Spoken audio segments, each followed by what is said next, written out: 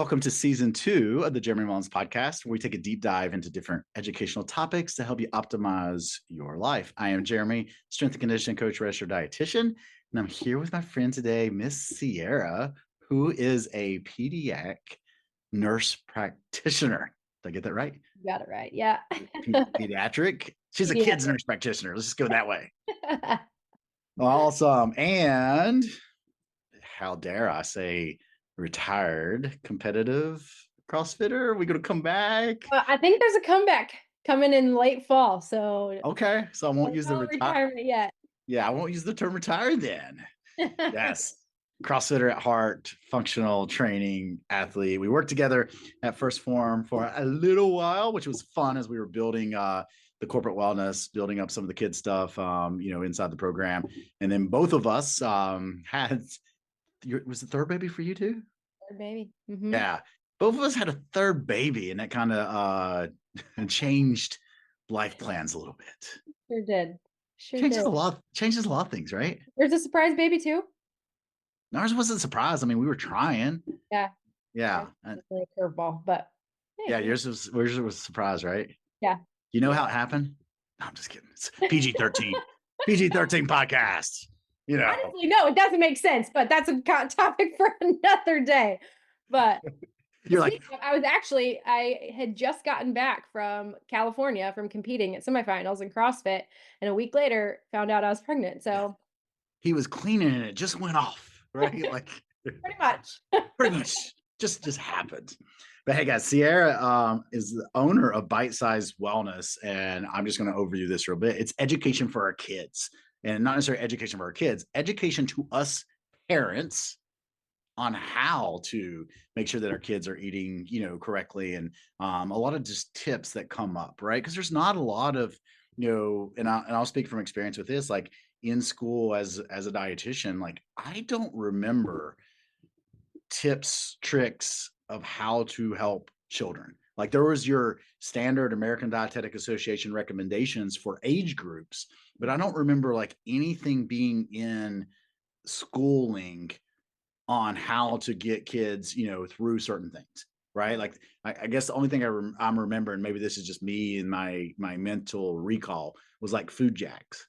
Like that's the only thing I remember is like a definition for children. And then of course there was, what is the expected certain percentage of calories and nutrients and that type of stuff, but there wasn't a lot of education on, hey, how do you get your kids to eat better? Like what are the tips and tricks to do that? So that's what we're going to talk about today.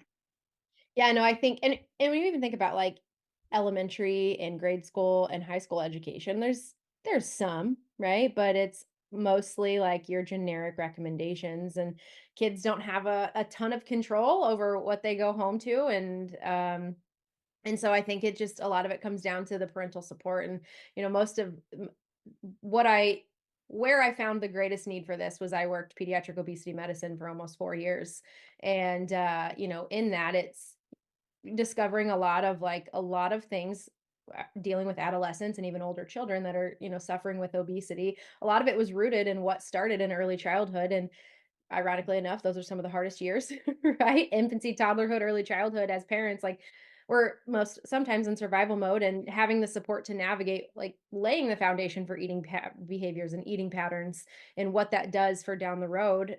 So it just kind of started sparking something in me. It's like, okay, well, if we understand that the first 1,000 days of life, which research supports this, the first 1,000 days of life are the most impactful on eating preferences, disease risk, and just behaviors in general. So that would be from conception until about the age 2.5, right? So these are the most critical years for eating behaviors and preferences, but yet we're not focusing the emphasis on quality of nutrition, supportive feeding behaviors, and then parental support through this. Which, research also supports then that those first 1,000 days, what we do or don't do can put us at risk for developing things like obesity, Yeah. diabetes, heart disease, all of these chronic health conditions that we're now seeing in children as they're progressing into adolescence, when it can actually be rooted back into early childhood. And so that's kind of where all of this sparked for me, is getting to the root of it and getting ahead of it, right? Because we absolutely need some of the things that are out there now. But how do we get ahead of it, and how do we support parents and set them up for the most optimal success in doing it? So anyway, that's a little bit Yeah. about. No, no, and like you're younger than I am, in the sense of like, let's think about this. Obesity rates in children. Like I even think back to like, grade school for me, which, once again, reference here, born in the 1980s, 1980 exactly. So, and that's a funny story. So you remember Bailey, that was dietitian, our first intern. We both know this. We're talking about a little bit. I remember the workout that we had with Bailey, where Uh-huh. she was seeing some, she was seeing some stars. That was Murph on steroids. Like that was real Yes. bad. So it was me, you, her. I can't remember if we had other teammates, but it was a team workout. And but my story on Bailey was she wore this 1998 necklace to work all the time, right? And finally, after she was hired, I was like, "Hey, what does that mean?" She was like, "It was the year I was born." And I'm like, "Ah, yeah, I graduated high school then." That was my first like real thing of like, man, I'm getting old and we're hiring dietitians that were born When you when I graduate. graduated high school. Yeah. But what I want to go with is like I remember back in elementary school, like and I was overweight to a degree, but not what I would consider obese. And we might have only had like one student that I would consider obese in our class, right? But then we look around, you mentioned this earlier, the rates of obesity, the rates of diabetes, the rates even like hyperlipidemia, insulin resistance, like we're seeing that so much more now in our kids than we ever have. Yep. 100%. And when you think about 40% of our youth have at least one chronic disease, and that includes things like eczema, asthma, allergies, and those types of things, but 40% of our children. And obviously, there are a lot of factors that play into that, right? Environmental toxins, toxin overload in general, environment, so many other things, but diet and lifestyle are a pretty huge component in that, and especially the things that we're exposing our kids to at a very young age. And so, you know, I helped build up this obesity clinic where I was working, and kids were coming out of the woodworks. I had 3 and 4 year olds weighing 120 to 130 pounds. And it was just in that moment for me that I realized that, wow, we need to do better for parents. Because as practitioners, right, like you're saying, like there's very minimal training in dietetic school or even in like NP school that kind of helps us support parents the best that we can. And like, making sure that yes, they have the resources that they need, especially, there are different populations of people who need more resources and things, but making sure that they have the resources that they need, because that's a big thing. But giving them the education around nutrition, because that's what is the foundational thing for our kids. One of the, I can't say all of, but one of the foundational things for our kids and their health. So And a lot of that comes up in how you were raised and what was the culture, right? Because a lot of times maybe your parents didn't know better because where'd your parents learn from? They learned from their parents, yeah. right? And especially, yes, now I think there is more nutritional education. There's more education in everything that's available now, good or bad, right? Like good, Right. you can get your hands on it. Bad, like who is teaching? Where is it coming from? Right. But I think of like a lot of behaviors that come with food related, especially in our children. It comes from, you eat like what your parents ate, right? You eat based on that culture, that's in there.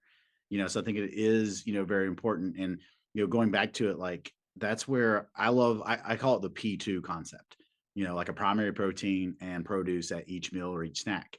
And I don't think that should change, for our children, right? In the sense of like, hey, they should be eating the same things that we're eating. And I think a lot of times it's just easier, just get them, unfortunately, like fast food, or probably what's even worse is like some of the direct food things that's made for kids. Yes, you nailed it. And your kids need the same nutrients that you need, maybe just in different quantities. So the macros that we talk about, the micros that we talk about, your kids need them too. And it's not that they're just kids and they can eat whatever, their metabolism will catch up or whatever the case may be. Like their little bodies are the foods that's going in is what's creating their bones, their muscles, all of helping their brain develop and grow. Like they need the same nutrients that your body needs for health. And what is the hard part is one, yes, food marketing. It plays against us, right? Like parents have grown up in a culture that they were used to. And when I was growing up in the 90s, I was born in the 90s. Sorry, Jordan. Ah, That truthfully, the 80s and 90s when like food marketing and things kind of started peak like climbing. And that's when like the processed food started really becoming directed towards kids and just kind of become accepted if you think about that. Like our kids need kid foods, and we have developed this mentality as a society that kids eat kid foods. Well, your kids don't have to eat kids food, and I would argue that they shouldn't eat kids foods depending on what types of foods that you are buying. But food marketing plays against us, and then right, you tie into, well, you mentioned food jags a little bit ago, but like you tie in the picky eating, which is at some level developmentally normal and appropriate for kids to go through some level of pickiness. Parents are busy. They don't know what they should be feeding. The marketing's telling them they should be feeding them kids food. And then they're like, okay, easy button. I just want easy. you to eat and I just want you to not be melting down in the kitchen. And so um there's a lot of variables at it. But yeah, I think that food marketing is one of them. And we do it as adults. We have food jags as adults. We go through phases that we like to eat something over and over again. So like that's normal, right? And yeah, I agree. Like it just becomes easy and by no means, okay, with our three kids, guys, it's not that they don't ever get fast food, right? We just have certain rules, and the rules, for example, like if they want a dessert or a candy, it's not yes or no. It is, did you eat a primary source of protein and produce 3 times a day, and did you work out? Mhm. Or PE, extra I don't want people to think like you make your kids work out. Were they active? Did they get outside and play? Did they ride their bicycle? Did they have PE at school? Did they play at recess? And if they answer to all 3 of those, then they don't necessarily even have to answer. Ask us. Like they don't have to ask for, a little small drumstick or ice cream or, a piece of candy, right? Right. Because what we're teaching them is that like, yes, those are sweets that you should have every now and again. And as long as you have ate your basics, which for us is educated in protein and produce, then they can have that. Okay. And then the other thing, and before we kind of get into to your tips here, what we found works well is like, they have the protein that we have, right? They have the produce that we have. But then if they're wanting something else, right? Mac and cheese or mashed potatoes that maybe like I'm not having or Katie's not having, we will still fix that for them, right? But they have to have, once again, the foundation there first, if that makes sense. Yeah, no, and that I call that considerate, not catering. And so when you are thinking about, right, what are we having for dinner? And that's usually what I recommend parents do is like think about what you want to be having at meals, not thinking about what your kids will eat.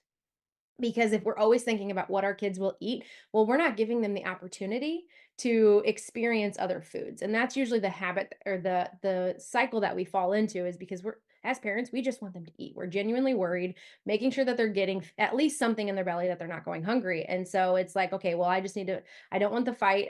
I know they won't eat this. I'm just going to fix them something that they will eat. And so that just kind of happens on repeat. But instead, I usually challenge parents to say, okay, think about instead what you want to eat and make that. It doesn't mean you can't add something to it, like you said about the mashed potatoes, the mac and cheese, that you know that they will eat also, but you're giving them the opportunity to choose the foods Yeah. that the rest of the family is having. And then so if we're not giving them the opportunity to at least experience them, then they're never going to learn to like them. So that's usually where I recommend is like let's get back to making just one meal for the whole family, and the components are the same: the protein, the produce, the fiber. Um, those basics are there, and then they get to decide. So Ellen Satter's division of responsibility is parents are responsible for when, where, and what shows up on the kids' plate. The kids get to decide if and how much. And that's it. And when you can kind of lay that foundation of like, I'm in control of what shows up on their plate. They don't have to absolutely love every single thing I'm making, but this is what's available. Yep. They can eat it or they don't. That's fine. That's their decision. But when you have stuck to your responsibilities, they have stuck to their responsibilities, and you have set a consistent routine of like an eating structure, they can trust that, oh, if I don't eat this in 2 hours or whatever, it's going to be dinner time. So it's totally fine. And we do this, and you can correct me if we're right or wrong or on the right path. Like, but if they're not hungry for what we prepare, what we have, that's okay. But you're going to eat that when you do get hungry later on this evening before you have anything else. Right. And going back to it, guys, like my kids right now, they're in a food jag of popcorn. Like that's kind of their thing at bedtime or at the evening time. They're like, they want a bag of popcorn. Right. Which is nice because I'm like, okay, like it's not always, I'm using drumsticks because we've had those for the little tiny, not the large drumstick that's 350 calories, but the bite-sized ones, right? But like they're in the popcorn. That's kind of their go-to now. And I'm like, man, like here they are eating 3 good quote meals a day, protein produce, like they move most days. I'm like, if they're gonna have some popcorn's gonna be their vice when it comes to food, I'm good with that. Yeah. And we've done good, like, we don't we never introduced. So when I say we don't allow, I don't like that term, but we really never introduced like sodas and juices. So Right. both our kids are like water, Yeah. like that's what they drink. And they've tried like Rael tried, she wanted to get is it Fanta? It's like the orange Fanta. Am I saying that right? Like she Mhm. wanted to try that at like a party the other day, and then she got it, but like she barely drank any of it. She's like, it's just too sweet. Yeah. So it's not like we don't let them experience it, but like they consistently would say 99% of the time drink water, which is nice to see from that aspect. Yeah. Couple of things that you mentioned there is, you know, when it comes to they didn't eat dinner, we offer it later. It really just truthfully depends on like one, how soon are they coming back asking for a food? Yep. Two, was there something that you knew that they would eat at that meal, right? If you served all meals or all foods, they weren't going to eat, well, then maybe offer something else. But every family is going to be so different. So Very good it's point. not black and white. And so if that works for you guys, perfect. We do something similar. And then we are shifting away from the bedtime snack because I think that got too reliant on if I don't eat dinner, I'm going to get a bedtime snack. So lots of just different things that you can work with that approach. But yeah, to your point of like similar to what I just mentioned earlier, if we don't introduce things, they don't know, can't learn to like them. Well, if we also don't introduce things, they don't know that they need them, right? So, like with juice, if we never introduce it and we make water the primarily thing that's always available, well, again, it just comes back and getting rooted in like we are in control of what they are getting exposed to. Um, and they learn the off of I that. was just say great perspective, and you caught me with like a black or white there, right? So, saying that, we make our kids, consume dinner before they can have anything else. That's with the assumption that we know they have ate those items before. So it's Right. maybe not like some new dinner that we've never fixed before, right? And then we're like, yeah, hey, here you're gonna try this, but no, this is like the staples, right? And because we're pretty efficient of like we cook 2 or 3 days a week only, and then we just cook extra. Right. So like if they're not eating their tacos that they normally eat, and the taco meat, then we're just gonna be like, yeah, you're gonna eat that later before you can have, something. So very good point from that aspect. But I want to pause. I'm gonna let you repeat it. What was it? Um, you control what was the adults? What do they control? Because I want this to be Division of responsibility. okay. And they control what 3 things? So parents are in control of when, where, and what shows up on the plate. So when are we having a meal? What are we going to have? And where are we having it? That's it. Awesome. So that is going to be tip number one, just to Mhm. keep us on point and on time, because I know we could talk for a very long time. Not saying that, that we won't have you back on for more episodes, but I want Yeah. two more of your best tips, right? So I think I'm going to title this, 3 tips to help our, children in their eating patterns, right? So give us 2 more of your best tips that you have or that has been working well for you, recently helping others. Yeah. So I think definitely division of responsibilities is number one, right? Because why that works is it helps you remove the pressure for your kids. And when they have that pressure removed, they can get out of that fight or flight mode when they come to the table and you no longer have to ask them, just take a bite, just try it because that's not your responsibility, it's theirs. So that's number one. And then number two is I see it so often is just our eating routine or schedule, I guess I should say. And getting back to a consistency, right? Like and understanding that like the concepts are similar for an adult. Grazing, snacking all day, you're less likely to want to show up to a meal and eat a full meal of protein and produce because one, you're really not that hungry because you've been snacking and grazing. And it just doesn't sound really enticing, right? So allowing our kids to actually build an appetite is okay. It's okay for them to experience hunger because when we think about it, they, especially in those early years, is they are still learning their hunger and fullness cues. They are really in tune with their own body and they what's the word I'm looking for? They're able to regulate it a lot better than we think that they are, but they're still learning, right? They're still learning what that feel like, what that sensation feels like. And so they rely heavily on us to hold that consistency in their eating routines. And what I mean by that is still offering them regular scheduled meals, right? So breakfast, lunch, and dinner, and 2 to 3 snacks, depending on their overall activity level. And aside from that, when you hold that routine and you hold that consistency, they get to choose if they want to eat at any of those eating opportunities that you're providing. And if they don't eat, they have another opportunity at the next meal. They don't get to just snack throughout the day because then that puts them in charge of the what and the when, right? So it all kind of is rooted in one step roots into the next one. So feeding responsibilities is number one, eating routine is number two, and then number 3 is just making sure that what shows up on their plate is just as nutrient dense as what shows up on your plate. And remembering that the foods that our kids are eating are fueling their body for performance, both academic and athletic performance, and then just growth and development. So they still need quality nutrients like we do. And I hear that from a lot of the adults I work with all the time. They're like, it's so hard, Jeremy, for me to hit my macros because I'm going to fix a different meal than the rest of the family. And I'm like, whoa, whoa, whoa, whoa, time out. There shouldn't be a whole separate meal for you and the family, Yeah. right? Like that primary protein source, whether it's lean beef, whether it's chicken, whether it's steak, whether it's salmon or your choice of fish, like that protein source should be there. And then there should be a produce there for everyone.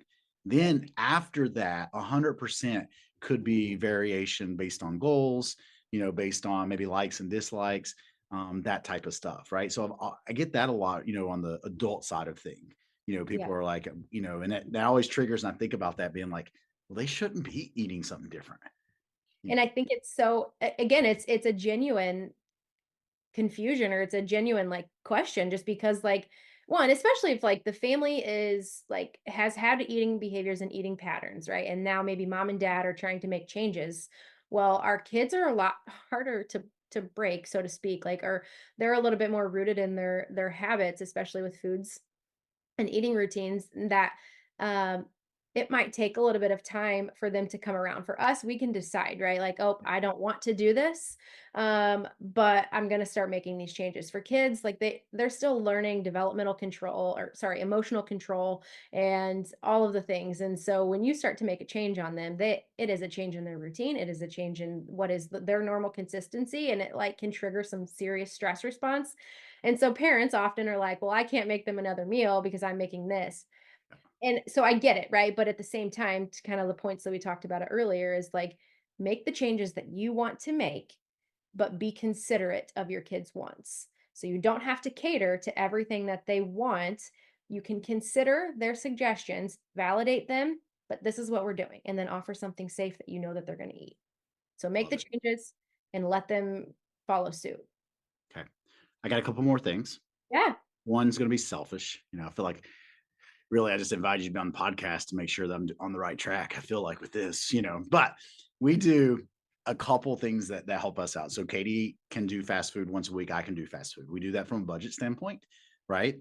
But that's kind of been our rule of thumb is because yes, life gets busy. Now, when I say that, we're still making good choices, right? It's Chick-fil-A and it could be, yeah, they want the grilled nuggets, but they get, I'm sorry, if they get the regular nuggets, maybe they get the fruit, right? Mhm. If they want grilled nuggets, then they can have a small fry, right? So we kind of like, Right. make the best choices in that. So, personally, what do you think of that? One, so at most 2 days a week fast food, but still making good choices inside of that fast food.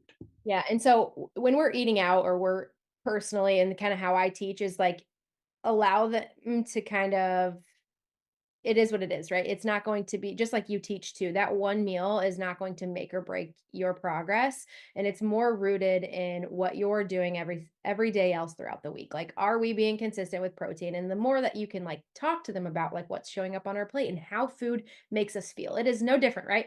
You teach a lot to people about why protein is important, how it makes you feel, how it impacts performance as well as muscle capacity and so many other things. Same with the carbs and fats, right? They fuel our body differently than protein.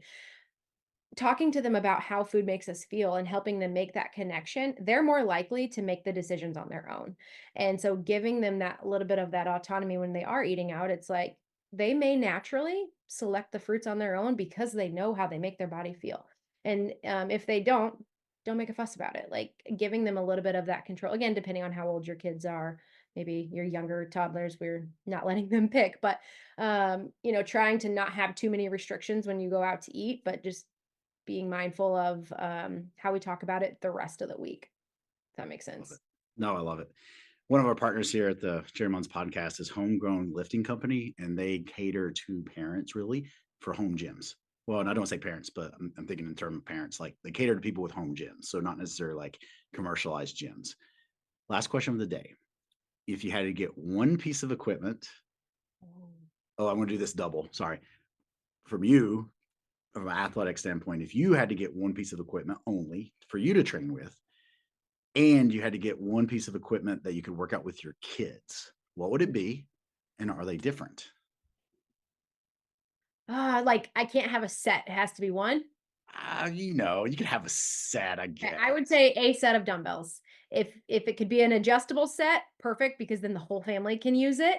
Yep, So I would say an adjust because that kind of answers question one and question it two. does. Perfect. Adjustable set Yes. of dumbbells. But dumbbells are so underestimated because you can do so much with a body weight in general, but then adding dumbbells just kind of increases the intensity. So definitely an adjustable set of dumbbells. I would say, um, for the kids, I just love to pepper my house with different pieces of equipment. If I had to pick one, I would pick a box, like a wooden box, because they can climb on it, they can jump on it, they can jump off of it. They create obstacle courses with it. It piques their creativity. So I would say a box. Uh, Awesome. What would be good? You look into homegrown. They have dumbbells that you put the small bumpers on, oh, like cool. really small 5 pound bumpers. So you can actually have one, dumbbell or two dumbbells, but then have small weights. So you can adjust your weights that way. Really So it's cool. pretty cool. I've got one at home, and then I've got another set that we took to one of the units for the military. So cool. No, I was kind of thinking that got me thinking about like exercise standpoint. So Yeah. hey, I appreciate you. My mind right now, I'm going to take some notes after this because I'd like for you to come back on, that your schedule allows, Okay. because you do have a niche, right? And, I have come where I always say like the volume of people I'm coaching and the education I'm putting out, has really went into just from the scope of who's on like Team Alpha and age group I'm working with. I work with a lot of people that really were late 30s to their 60s. And I've really focused on like building that strength, building that cardiovascular fitness so that we can maintain a healthy long-term life. But I don't talk a lot about like for kids and stuff. So if you're up to it, I'd love to have you on, as often as you can. That way you can talk about what you're doing and education. It just brings more education to the listeners. Yeah, of course. This is my jam. Love to talk about it, so I could talk forever. Awesome. Hey, I appreciate you coming on. The listeners, as always, appreciate you guys listening. If you haven't left a review in a while or at all, please go leave us a review on whichever platform you're lifting on or you're lifting on. Ha! See, got me thinking lifting, right? Hey, I hope you're lifting on a platform. I know you're into lifting. Whatever platform you're listening on, leave us a review, and we appreciate you guys for being here. I hope you guys have a wonderful day.